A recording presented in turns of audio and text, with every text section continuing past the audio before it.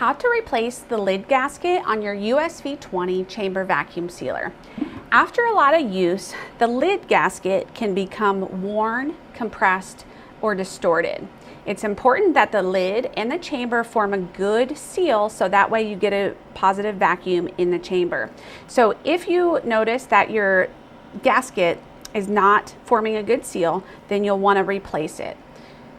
Super simple. All you have to do is, starting at one corner, pull out the gasket out of the entire gasket channel.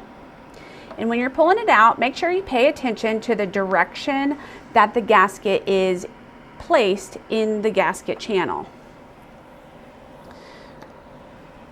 Now that you have your new gasket, you want to look at the flat edge of the gasket that's going to go down into the gasket channel. There's also a fin on the gasket, and that fin needs to face inwards, in towards the chamber. So starting at one corner, just like you did when you removed it, you're just going to start at one corner and make your way all the way around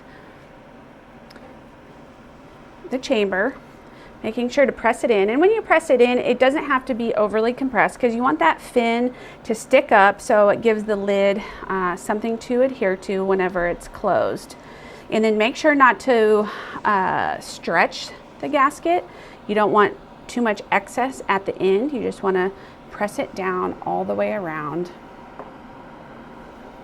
making sure it's even.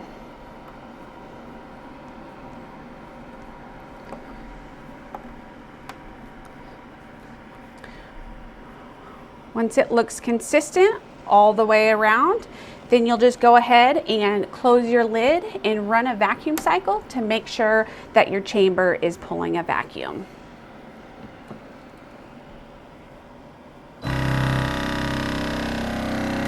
And there you go.